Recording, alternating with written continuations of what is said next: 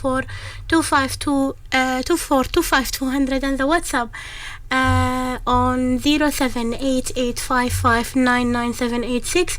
And of course you can follow us on Facebook, Iman FM Radio. And here's Shahid is preparing the Facebook as well. Can you see me? Can they see me in the Facebook here?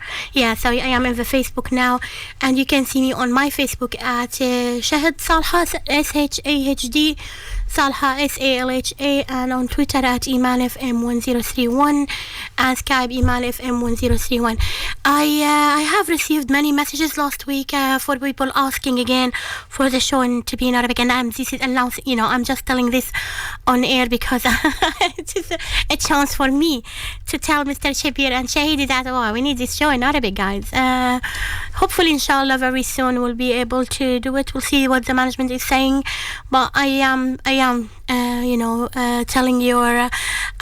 I'm telling these people about your messages, guys. So yeah, the message has received, isn't it, Shahidi? Yeah, so he is here. He listen. He knows now, Shahidi, and I believe Uncle Shabir knows as well. So inshallah, we'll do our best to satisfy your need, guys. Today's show is very, very complicated, and Shahidi, which one?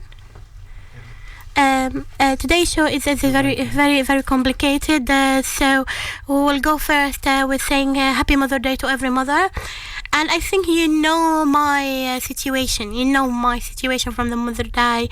I consider that every day of the year is a Mother Day because our mothers is our life, and I wish every mother, inshallah, a nice and happy day with her family.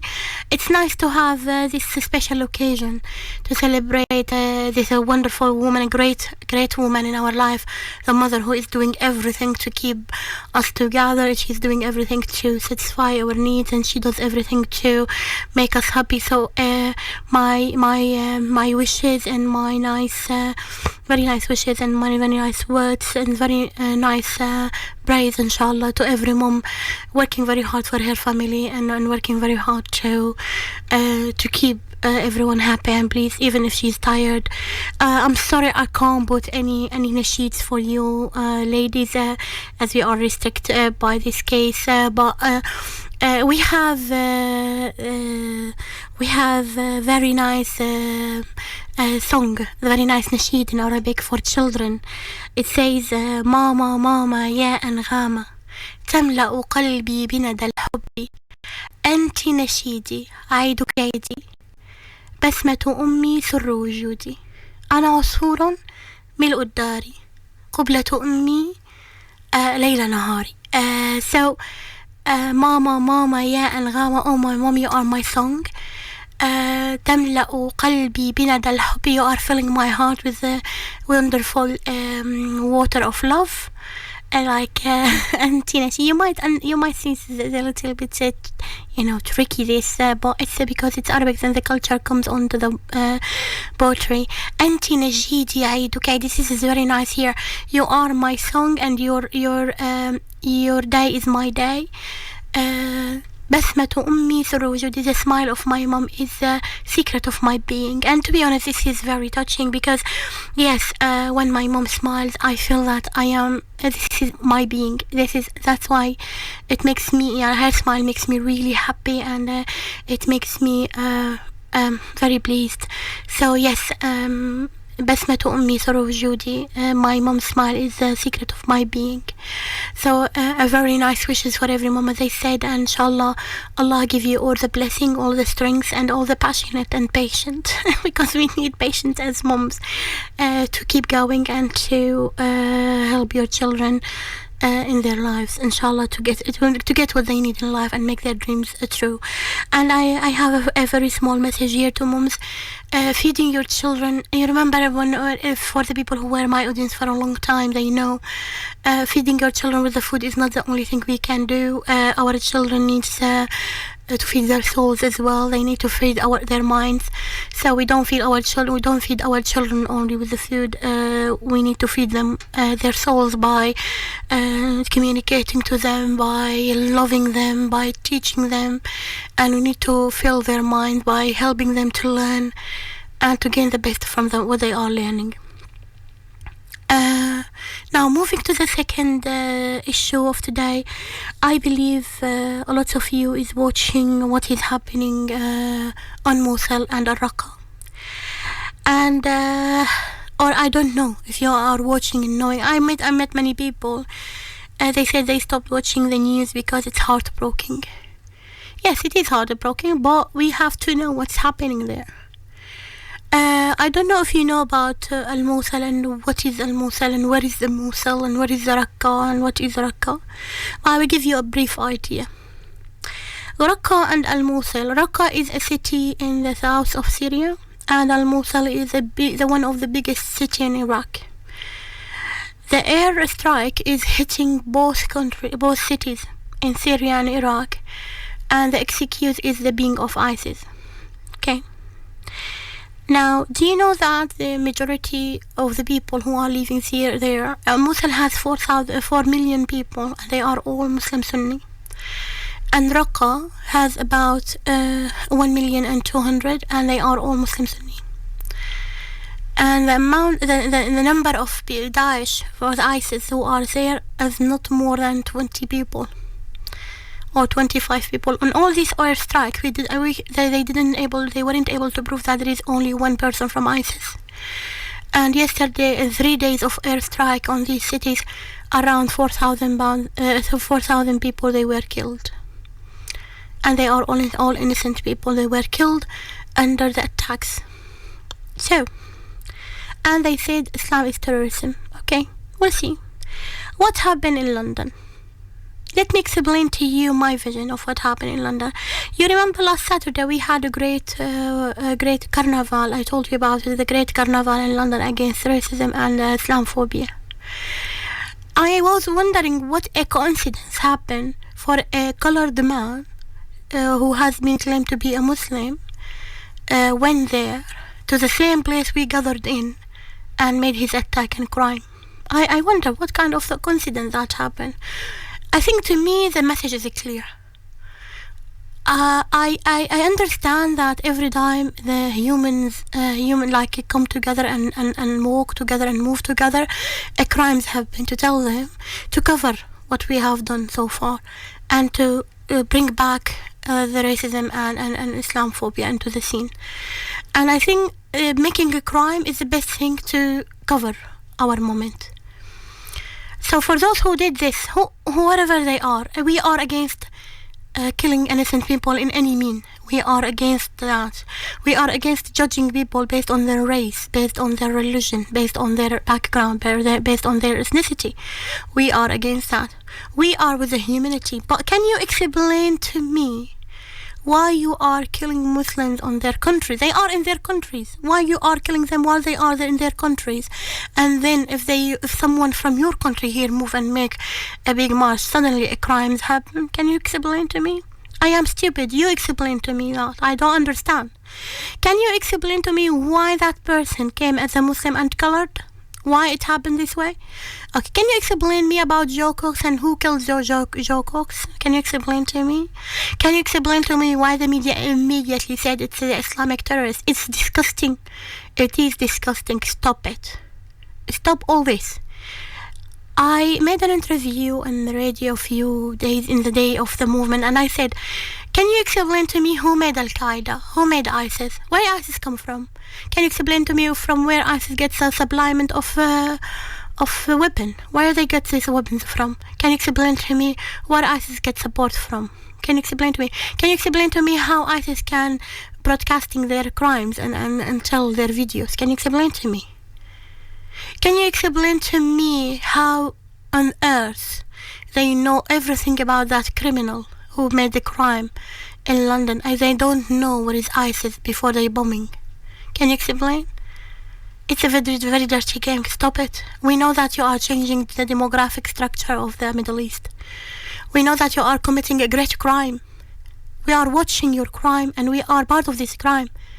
So I think what you need to do, guys, you need to stop for a minute. I know you are fed up of everything. I know you are tired from killing.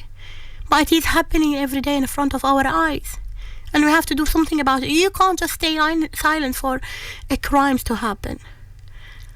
My message to you guys now, do not listen to the media. It has been proved that BBC is not very professional, and they are biased in many ways. And this is from my show. I say, BBC, you have to be professional. Enough is enough.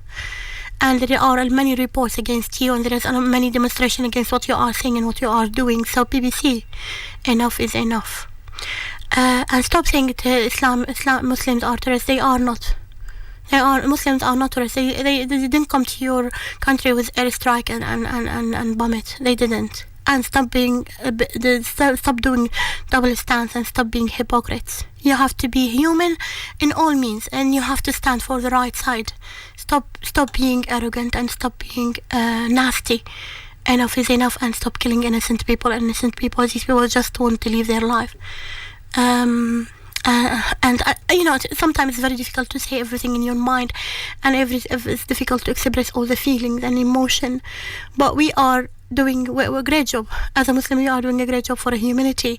And my proof is what Iman Trustee is doing now. Iman Trust is one of the greatest projects now happening in Sheffield. And today, inshallah, I will have one of the trustees on the phone with me to talk about Iman Trustee, this great project for humanity, and then to tell more my audience what he thinks, more about the project, and how we can work all together to support the humanity movement under any guy, under the headline of human. I'm sorry again, I can't go for a break for you, but my break will be always my science. So here we are. Assalamu alaikum wa rahmatullah. This is Dr. Shahd Salha, the presenter of Learning is Gaining, a show on every Sunday between 1:30 till 3. I would like to wish Iman FM family a very beautiful and great second anniversary.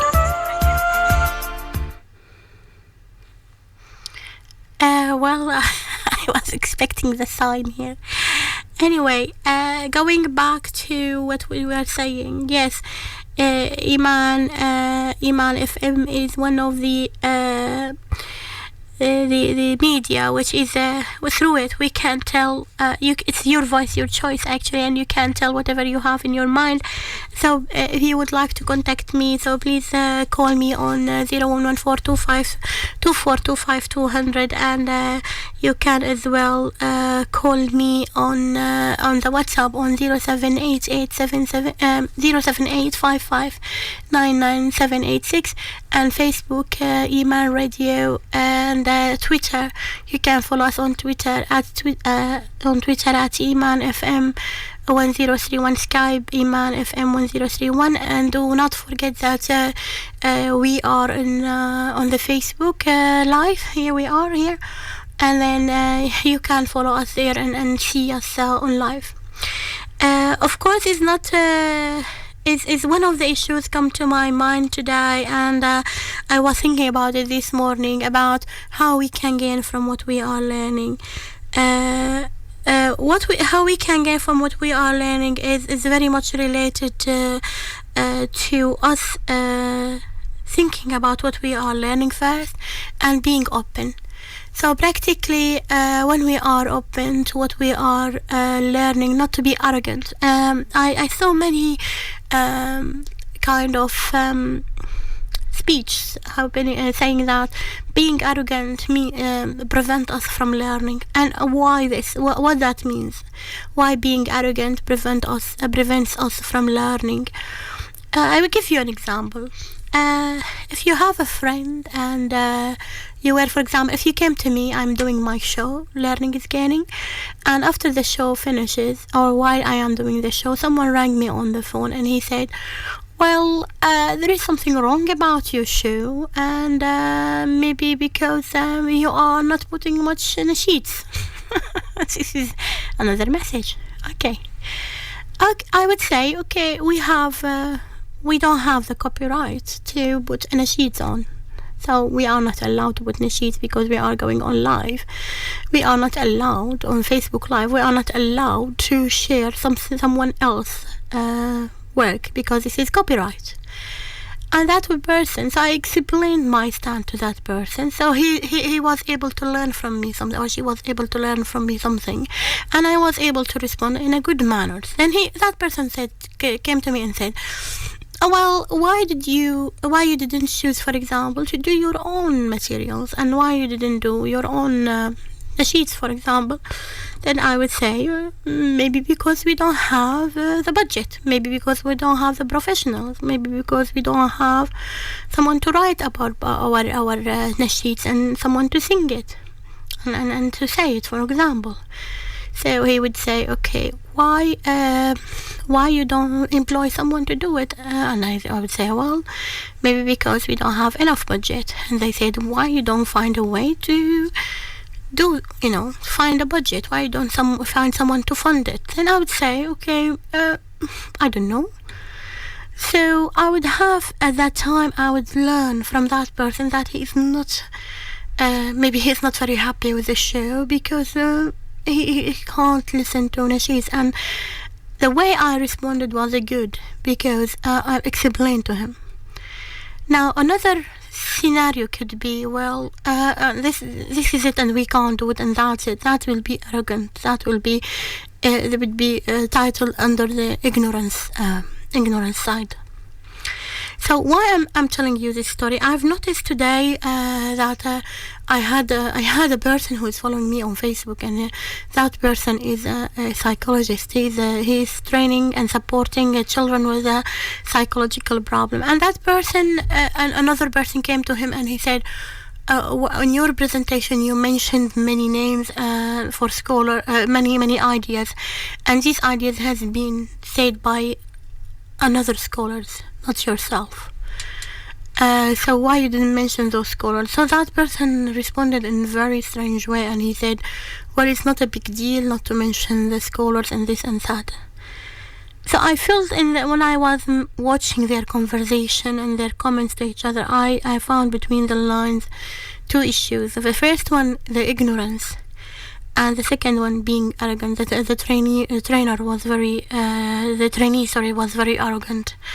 So he dealt with the person like, I am better than you, I know better than you, and I'm not going to listen to what you are saying. So being ignorant prevented, and I posted to that person in his page, I posted a link to read about the morals and how the morals and writing and the morals and presenting, and how you have to put the authorities, and you have to reference what you are saying.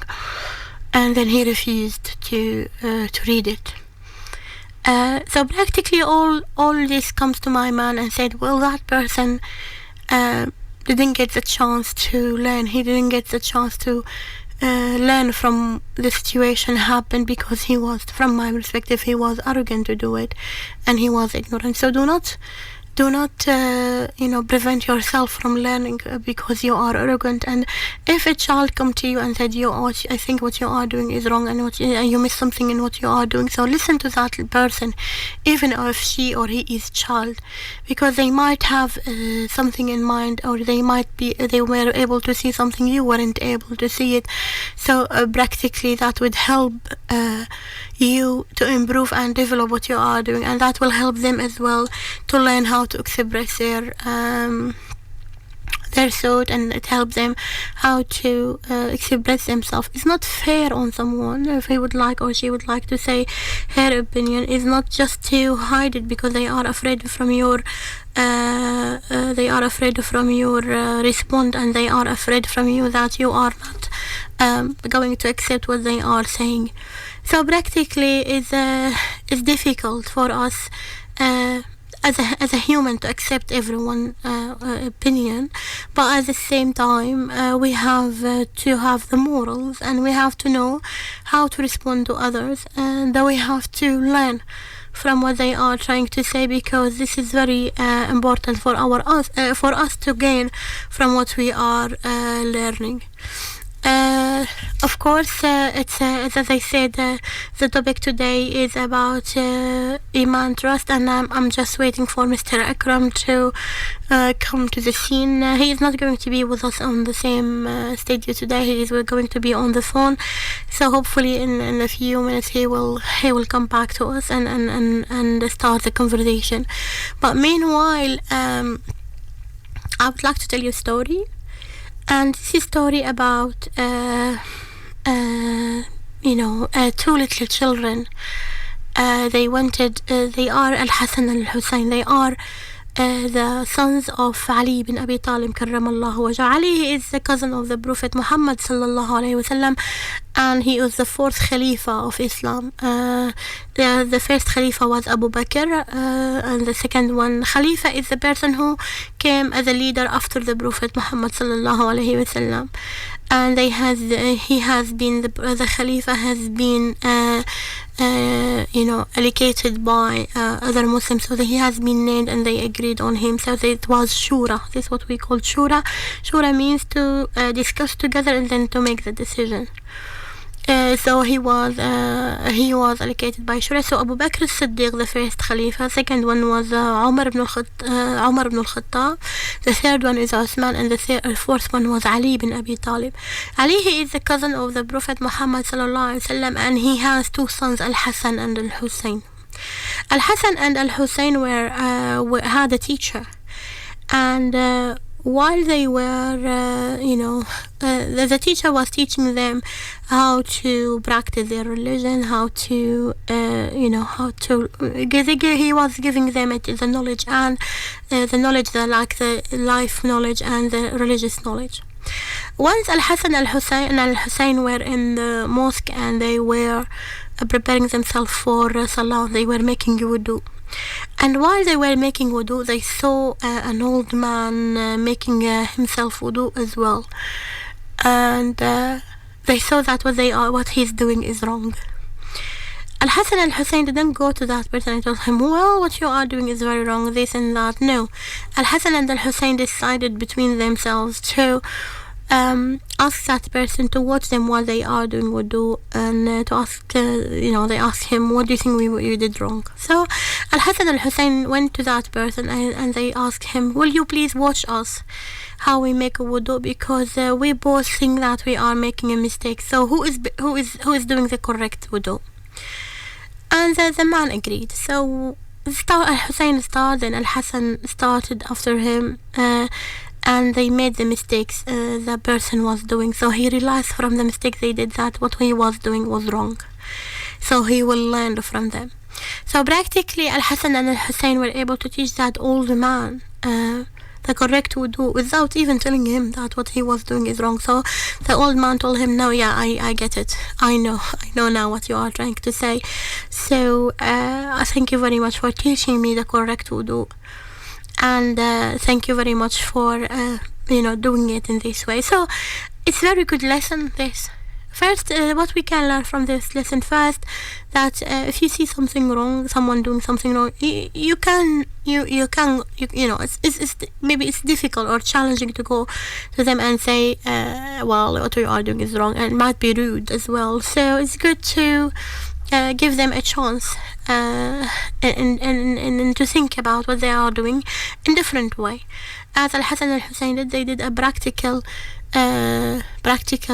example, and they asked the man to judge what they are doing, so to assist what they are doing. So practically he has been able to learn. He was able to learn. So yes, please, can you, if you saw something wrong, try. Yes, if you can't stay silent, yes, it's very good idea to tell others that what you have seen is wrong, but please try to say it in a good manners and in a good way. And if you think you can't say it like in a good manners and in a good way, do something about it and change it. Do not keep it as it is wrong and then you ignore it, say it's not my business. When you see something wrong, it's everyone's business to correct it. This is Al-Amru bil-Ma'ruf wal-Nahy anil-Munkar. We will go now for advertisement and the news, and we will come back to you later.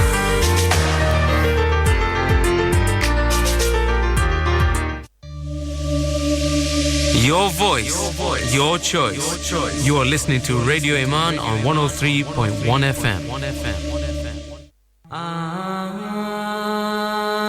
इल्म हासिल करना हर मुसलमान मर्द और औरत पर फर्ज है इसलिए इल्म का चिराग रोशन करने के लिए सहर अली अपनी अम्मी जी उम्मुस सहर के साथ प्रोग्राम पेश करती है इल्म की रोशनी सुनना ना भूलिएगा only on Iman FM In the city of Sheffield, if you ever have an accident, do not fear. Mr. Compensator is here. He can provide you with a taxi, prestige, or 4x4 replacement vehicle in just 2 hours. Call 0114-3863-386 or visit mrcompensator.co.uk and let the experts manage your claim. क्या आप radio presenter बनना चाहते हैं या media industry join करना चाहते हैं? अपनी आवाज के जरिए अपनी कम्युनिटी की खिदमत करने का सुनहरी मौका ईमान एफएम पर आइए हम आपको बनाएंगे रेडियो प्रेजेंटर स्टूडियो ट्रेनिंग से लाइव प्रोग्रामिंग तक की तरबियत हासिल करने के लिए राब्ता करें 0114242051 या ईमेल कीजिए info@imanfm.com Ladies and gentlemen, Caterer of the Year Award 2016 goes to Aziz Catering. मैंने कहा था ना अवार्ड अजीज केटरिंग को ही मिलेगा इतने लजीज खाने मेहंदी वलीमा बारात सालगिरह या कोई भी तकरीब गमी हो या खुशी खाना आपकी जरूरत के मुताबिक तैयार किया जाता है लोग 30 हो या 5000 लोकल हो या यूके में कहीं भी आप अजीज केटरिंग की खिदमत हासिल कर सकते हैं 01274 488874 लो जी सज्जनों बेलियो मित्रों बुझो बुझो माड़ी बुझो मीरप्री तवा जिसने विच ऊंट ना गोश्त अरन ना गोश्त ते तितर बटेर Come and try traditional tawa dishes bringing you the true taste of home cooking to your table एक बार अच्छो ते याद करसो 162 London Road Sheffield open from 12 pm till 11:30 pm or 01425800805 मीरप्री तवा हां जी मीरप्री तवा Thousands of people are dying from lack of basic food, water and medicine in Pakistan, Syria, Africa, Gaza and all around the world. Wars, border closures and lack of food supplies have raised prices out of the reach of the poor. Help families relief to provide essential medicine, food and clean water. Call now on 0114 365 4454 or go online to familiesrelief.org.uk and donate now to save lives. मारे मुड़े की चोरी ने case police पोली कहंदा ओ मैं क्या करा उसा खान सोलिसिटर्स की कॉल करो ओ दिहाड़ी राती 24 घंटे हर रोज ते हर वेले पुलिस स्टेशन जाई के सारे इंग्लैंड चु मुजरमानी जमानत कराई सकने ने इस वास्ते आखने ना ओ खान चुड़ा माड़ी जान Khan Solicitors 351 Abbeydale Road Sheffield S7 1FS 0114-258-3399 or visit khansolicitors.com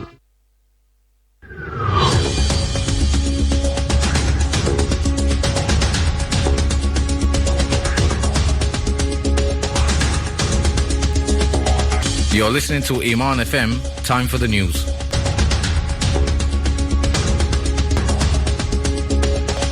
From the Sky News Centre at 2, the Home Secretary says messaging services like WhatsApp must open up their platforms to intelligence agencies. Amber Rudd's comments follow reports Westminster attacker Khalid Masood sent an encrypted message via WhatsApp minutes before the massacre.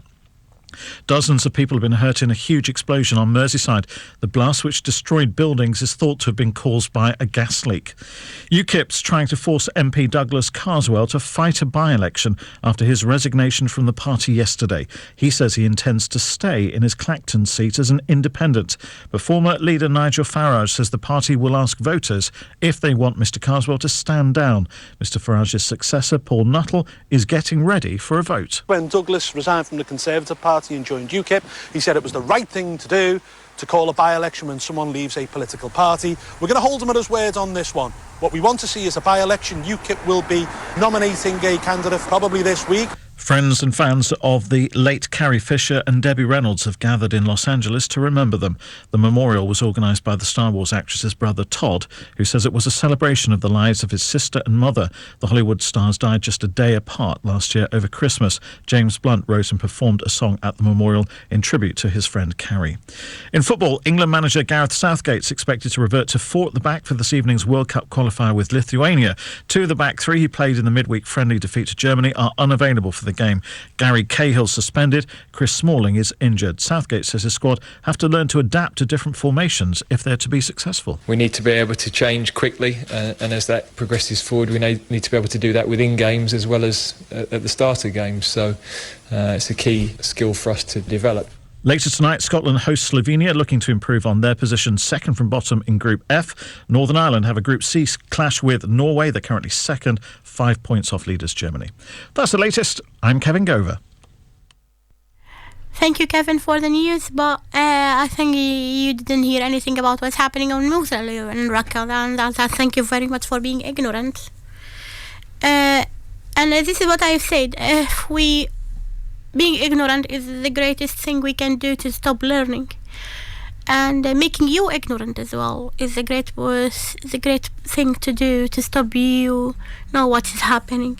There is a nice saying. They saying if you are not willing to learn, no one can help you, and if you are determined to learn, no one can stop you.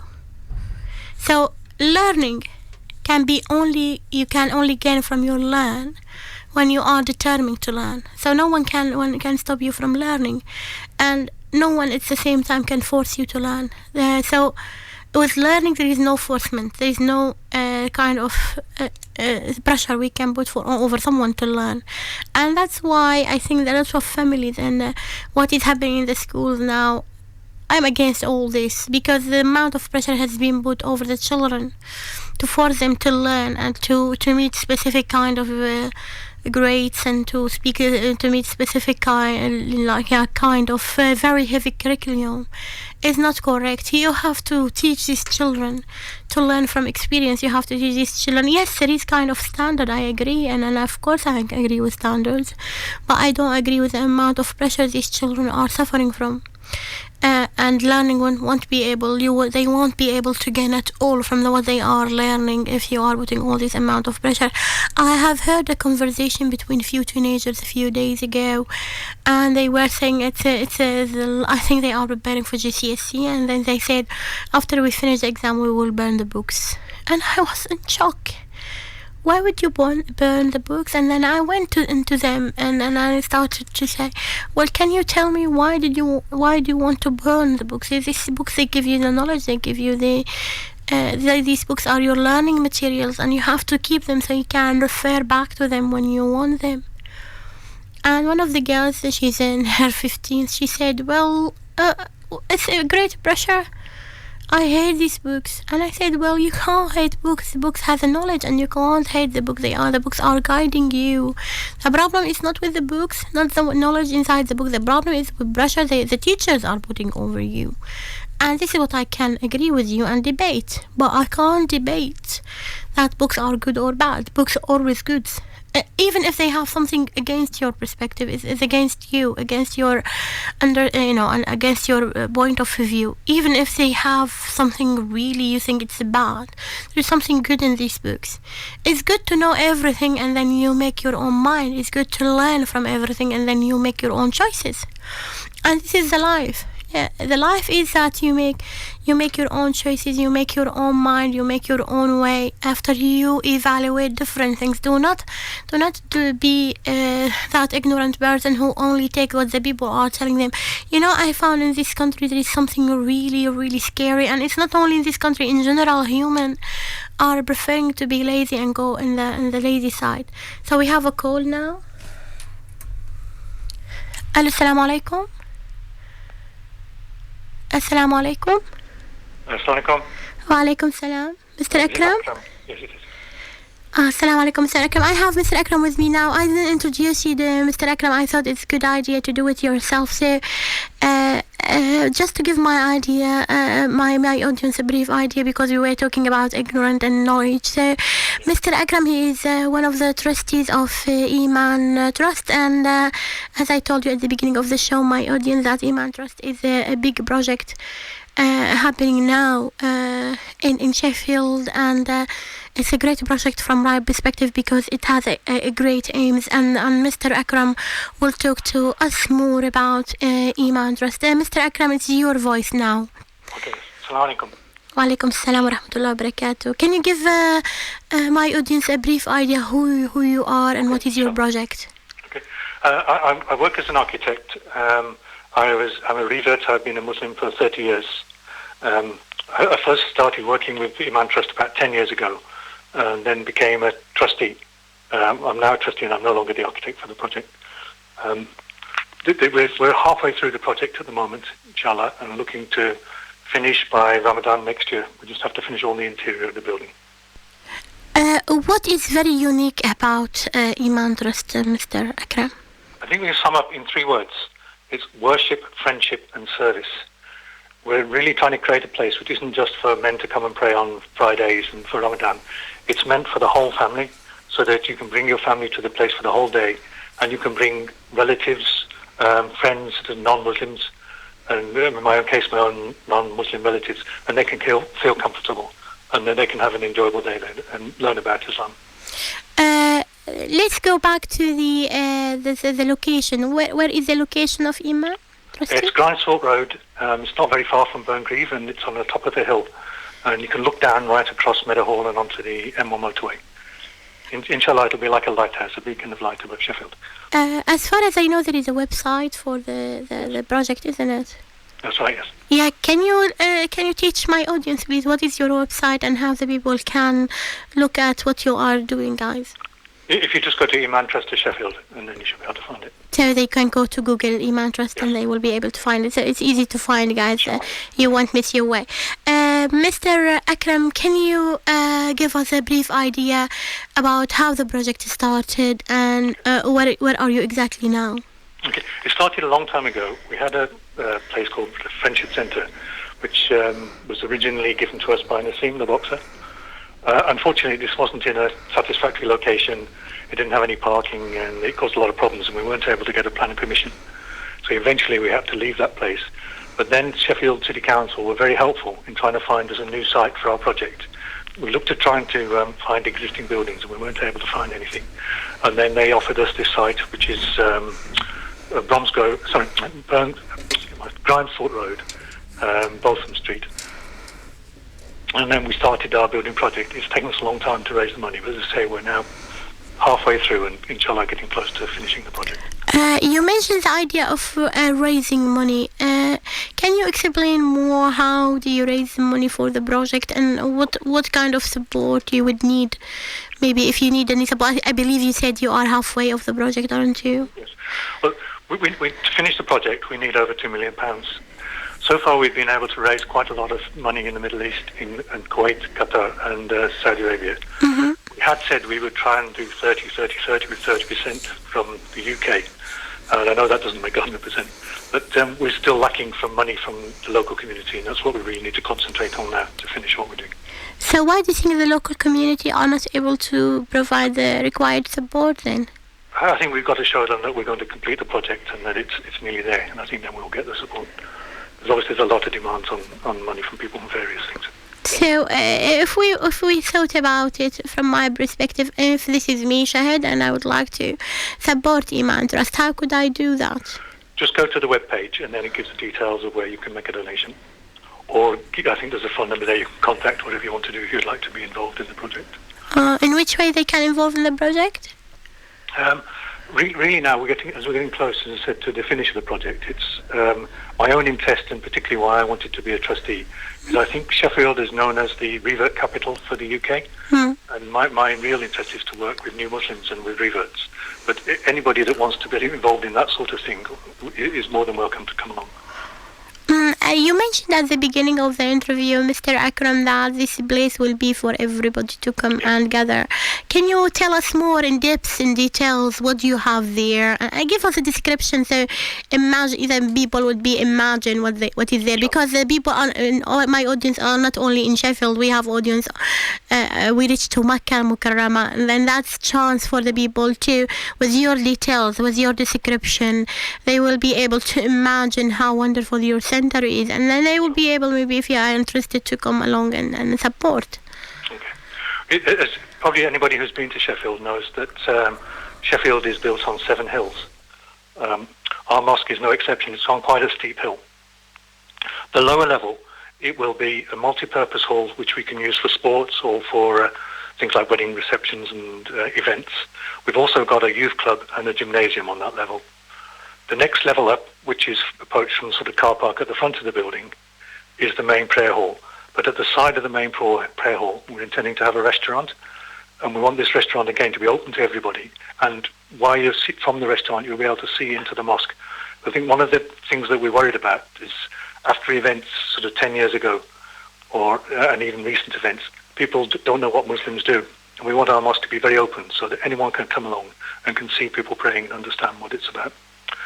The next level up, which is sort of first floor above the ground, is a dedicated ladies' prayer area, ladies' room, and space for them to have an office and things like that, with a school. And then on the top floor, we have some residential accommodation. Well, I think we're unsure whether we'll let that out to students or we'll keep it so we can do residential courses. So that's the sort of the 4 floors of the building. So you are now in the 4th floor. Did you? What is missing? What is still missing? You said no. We finished the building. We haven't done any of the interior, so we don't have any services. There's no sort of electric or heating or anything yet. That's what we still have to do. And you said it costs about £2 million to be finished. Yeah, that's right. Okay, I've seen a lot of people who are interested in voluntary work, but they claim that they don't have the contact details. So how they will be able to contact you to do voluntary work to support Iman Trust? I think if you go to the web page and then start contacting the trustees, we have various subcommittees for education, for youth, for ladies and all this kind of thing. So depending on what your particular interest is, then we can put you in contact with the person that will be doing those activities. So the contact will be depending on the type of activity this person. Absolutely. Okay, that's interesting. Mr. Akram, you mentioned that you are different because your aim is different. Can you tell us more about what is the aim of Iman Trust and why did you decide to go with that aim? Okay. One of the things we're trying to do at the moment, we're just in the process of buying a big piece of land next to the mosque, which will be additional parking and woodland. We want it so that we can have football for the kids, and we can also have it for picnics in the summer and this kind of thing. So it's really not just about the mosque being a place where you sort of come and pray on a Friday or come in the week and spend 5 minutes. We want it to be a place where you can come in the morning, have lunch there, and stay for the whole day, and that we provide activities for the whole family. I think that's what's unique about the project. So it's like a family home, yeah? Yes, exactly. Yes, it's for the whole family. Oh, and interesting. Again, stress very much. I mean, I'm a revert, so I have a lot of my family are non-Muslim, but I think every Muslim has got non-Muslim friends, and it's a place where you can be comfortable to take non-Muslims, and they can sort of sit in the restaurant and do the activities and don't feel as if it's a place they're afraid to enter. It's like Muslim Medahol. Yes, absolutely, yes. No, I hope so. That's but not as interesting. expensive. We need shopping center there, Mr. Akram. Based on your description, we need a shopping center for us to spend some money, addicted. Mr. Akram, comes to my mind actually a question. How other, Islamic centers in Sheffield, we know that there are a few mosques, mashallah, in Sheffield. How these mosques are going to be altered to you, how they link with you, and are they in link with you now? Or? Well, we have a close association with a couple of mosques close by, which is the Fatima Centre and Al Rahma Mosque. But we will work with them, and we share imams and share things together. But hopefully, I go to any mosque that I think is appropriate. I don't sort of stick to just the one mosque, but it's really to have that sort of friendship and share experience, so that if we're doing something well, they can learn from us, and vice versa. If another mosque has got a youth program successful, then we can learn from them and make sure that we're doing the same thing. We can't have an over-provision. There's always a need for these things. Yeah, to be honest, it come to my mind now, and I don't know if you will be able to answer this question or not, but I will ask you the question and see how we're going to deal with it. It is very sad that every mosque in Sheffield and every Islamic center are doing their own ways, their own things in their way, which divide us more than bring us together, you know. So I mean, for example, when we pray for Ramadan, some mosques do something else. And how do you think Iman Trust will be able to bring all these Muslims under the same umbrella, and it might be paving the way toward us being one unit? How do you think that would happen? Do you think you are able to do it? This is a very big question. I have the advantage because I don't belong to any particular group. I'm not a Pakistani, I'm not a Yemeni, I'm not a Bangladeshi or anything like that. So it makes it easier for me personally. But I think we have to get away from these sort of groups and think of ourselves as British Muslims first, European Muslims, and start looking at that as our identity rather than looking back to the place where our parents or grandparents came from. Our kids won't see it that way. I mean, I think most people now that are in Sheffield, their kids don't have any intention of going anywhere else. They're in Sheffield or in the UK, and that's where it's their home and where they belong. This is the end. You know, the end user is our children, because we have to look, after them and to look after their identity. You are very correct, Mr. Akram. And this is actually bringing me to the message. Your message, you said it's worship. Can you repeat it, please, for me? Worship, friendship, and service. It's very interesting. Let's go for worship first. How are you gonna bring that message up for worship? Okay. I mean, primarily our building, it's got a big dome and a minaret, if anybody has seen it. It's going to be identified as a mosque. It is a place of worship. It is a place where you can come for the Friday prayers, where you can come for everyday prayers. We'll have prayers in Ramadan. There is a big space for ladies. We have a big space underneath where we can have occupied children while people are praying. So we have all of those facilities that you expect to find in a mosque, which I really must emphasize, it open to men and women. It is not just for men. So that's the first part of the building, and this is very important. But that is probably only half of the building is the prayer space. Prayer space. Okay. What about the friendship then? Friendship is about bringing people there, that Muslims and non-Muslims who wouldn't normally come to a mosque, is making them feel welcome, which is partly why we want to have we'll have a dawah centre, and we'll have a restaurant, so you can come and eat there without involving in anything of the mosque if you don't feel you want to. But at least you'll feel comfortable and understand you can come in and out of the mosque, and that you're welcome to be there, and that we can bring our friends and bring our family with us. Okay, and the third one is? The last one is service, and that's service to the whole community, not just to the Muslim community or a part of the Muslim community. We're hoping that the things we've got there, we'll have library, school, youth club, gymnasium. Anybody that wants to come along can come along to those things. So the word service cover everything that you can provide for these guys to enjoy the productive life, isn't it? Like a quality life. Yes, that's right. Yeah, it's come to my mind actually as well, from what you have been saying so far. It seems that you are planning to be Islamic center, but with a lot of knowledge and activity. Have you linked yourself to any of the universities here in Sheffield? You know, we have two big universities. We have Sheffield and Sheffield Hallam. Well, some of our trustees are lecturers at the university, so we have that link automatically. Okay, that's great. So because that will, what I've, from my perspective, Mr. Akram, what we are missing in Islamic centers, we are missing this academic basis where you can really bring a knowledge and learning to our children in a systemic way, and to our people, I mean every person, in a systemic way. And I'm really glad to hear from you that yes, you started to create that basis. One of my friend told me, and I agree with her, to be honest. She said, like, I hope Iman Trust is not going to teach Arabic and Quran in the same way every school is doing now in the UK. And I told her, Well, I will ask Mr. Akram about this. Do you have any plan to? What is your vision of learning Arabic and Quran in the Iman Trust? I don't have a lot of detailed knowledge of what other mosques are doing, so I don't want to criticise their working. Yeah, okay, so you won't be able to answer this question because her criticise was at the beginning that they are, the children are parroting, like a parrot. They just repeating and repeating without without really knowing what they are saying and without understanding linking. So they think that she thinks that children will end up with a schizophrenia because. If I can give you my own introduction to Islam, which probably gives you my perspective.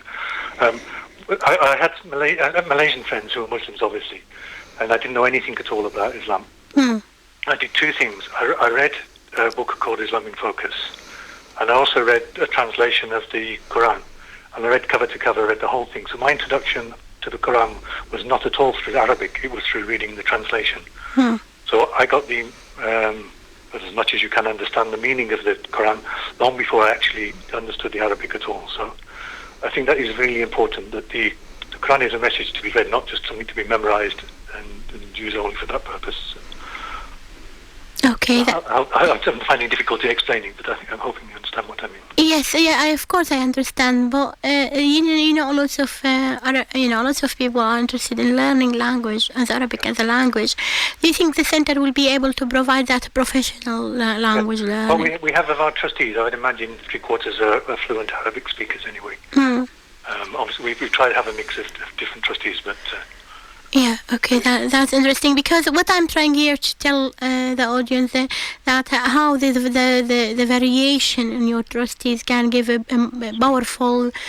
more powerful stage to or stand to Iman Trust, and that will make you really different from others maybe.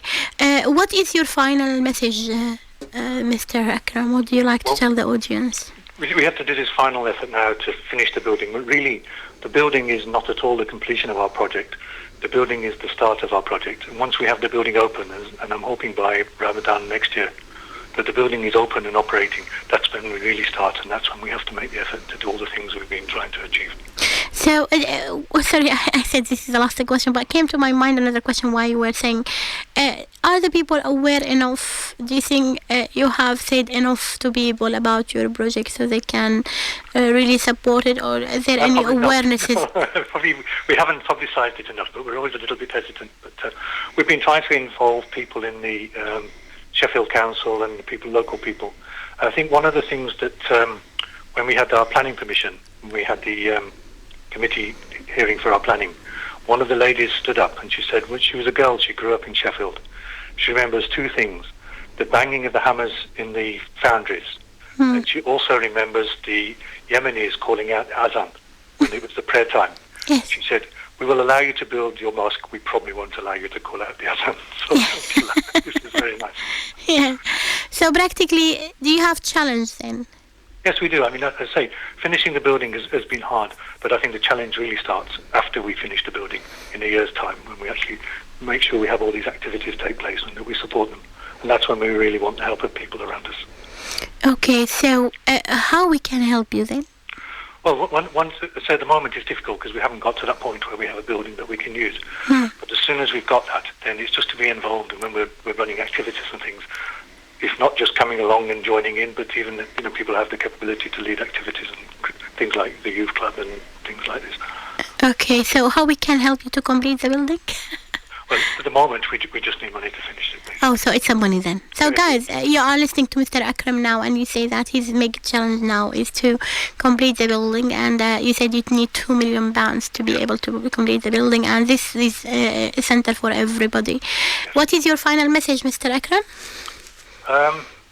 It's really the whole ethos, really. I mean, things that have just happened in London impact on us all as Muslims and upset us greatly. But it's just to make people, or show people that a good practicing Muslim is an essential part of their community and is very similar to them. We're not different, and that we're trying to achieve the same things in life, and that to try and understand them. Don't hide away.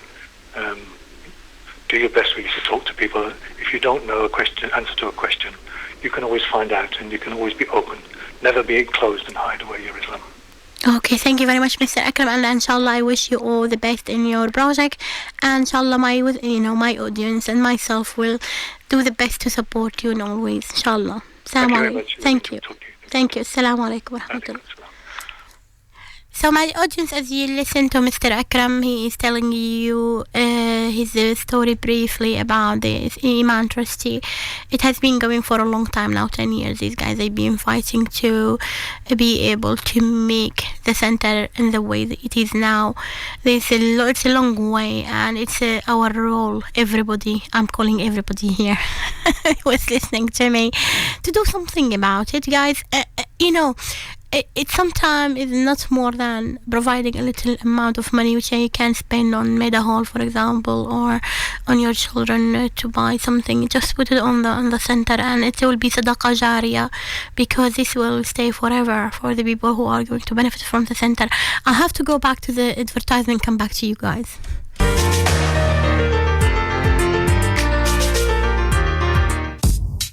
Iman FM. This is Iman FM.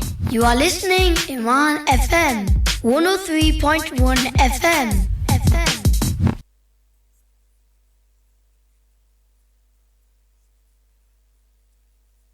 ये औलिया कराम हैं इन्हीं औलिया कराम के हालात व वाक़यात पे मबनी programme अल्लाह के सफीर शाहिद शबीर चौधरी के साथ हर बुध की दोपहर 2 बजे सिर्फ रेडियो ईमान 103.1 FM पर Khan Solicitors, experienced criminal defence lawyers in defending your rights. We can assist you get the best possible outcome if you're involved in any criminal matters, including murder, drug offences, sexual offences including grooming, terrorism, fraud and money laundering. We can provide free advice and assistance 24/7 at the police station. Call us on 0114 258 3399 at 351 Abbeydale Road, Sheffield. Visit us at khansolicitors.com. Over 20 years experience in defending your rights.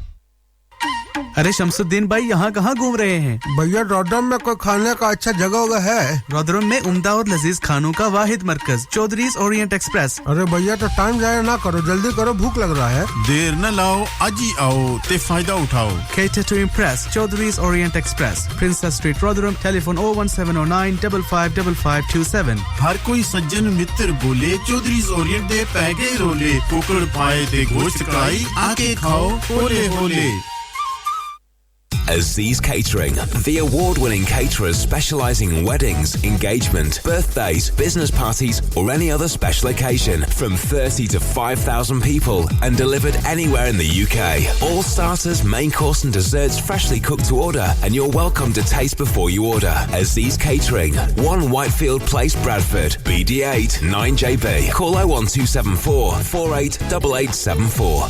Aziz Catering, once tried, never forgotten. At iLet4U, we know that being a landlord can be a frustrating business, but it doesn't have to be.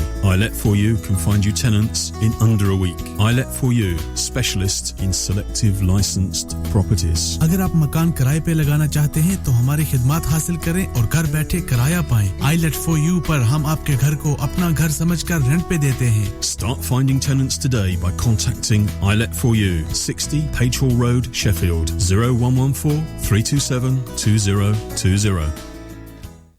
Muazzam Ali शहीद welfare trust के ज़ेरे एहतमाम जेलम में कायम अस्पताल में पिछले 18 सालों से इलाज मुआलजा मुस्तहिक अफराद को फी सबिलिल्लाह फराहम कर रहा है गरीब खानदानों और यतीम बच्चों के लिए माली इमदाद दी जाती है With your help we can save lives, educate and help reduce poverty. आप अपनी ज़कात सदका व खैरात ट्रस्ट को देकर इस कार खैर में अपना हिस्सा डालें For more info call on 077 251 5561 or visit muslimtrust.org.uk. إعلان عاجل لسائقي سيارات الأجرة وسيارات الأجرة الخاصة وسيارات هاكني كيريج مستر كومبنسيتر يدفع 2000 جنيه كتعويض لطالبي التعويض لسيارات الأجرة سيارات البرستيج وسيارات الدفع الرباعي بسبب الحوادث التعويض مضمون بنسبة 100% خدمتنا متوفرة طيلة 24 ساعة على 7 أيام اتصل بنا الآن على الهاتف رقم 0114-386-3386 التعويضات تنطبق على سيارات الأجرة فقط كل ذلك وفقا للشروط والأحكام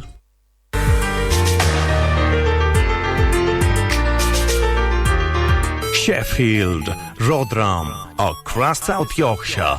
This is Iman FM on 103.1 FM.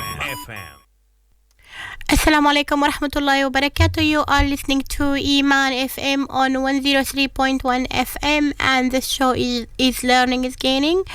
The studio hotline for those who would like to call me is 01142425200, and the WhatsApp on 0788-5599786, and the Facebook Iman FM Radio. And by the way, after this short introduction, we are going to stop the live show because we are struggling a little bit with the broadcasting, so we will stop it, and then we will stay on radio, so you can listen to us, as I said, on 103.1 FM, but you won't be able to see me on live Facebook after this short introduction due to some technical issues. You can follow us on Twitter at Iman FM 103.1 and Skype Iman FM 103.1, sorry. Of course, I had Mr. Akram with me on the phone now, and he was speaking about Iman Trust, and then he was saying that it's a great project, and this project is the idea of this project is not only worshipping and practicing Islam, is also about friendship, and the idea of friendship that you can bring any friend to that center is going to be like as I said, a mega hall for all Muslims and non-Muslims as well together and enjoy their time. There will be activity center, and we will have people from different background going to there. We hope that as it is a new idea of dealing with this all problems happening in the world now, it may be the umbrella which will bring us all as a Muslims and non-Muslim together to improve our community in Sheffield and to support other communities outside Sheffield, inshallah, as well.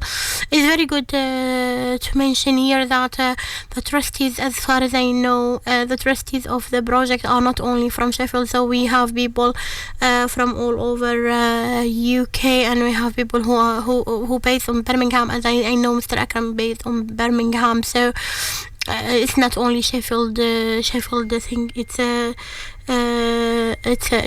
everywhere basically. Then we have people from different places in the UK. I agreed with Shahidi that we will give the mother, as for the sake of mother, we will give them this nice nasheed from me to them. So Shahidi, we are going for Maher Zain now as a gift to all mother, and the nasheed is Forgive Me.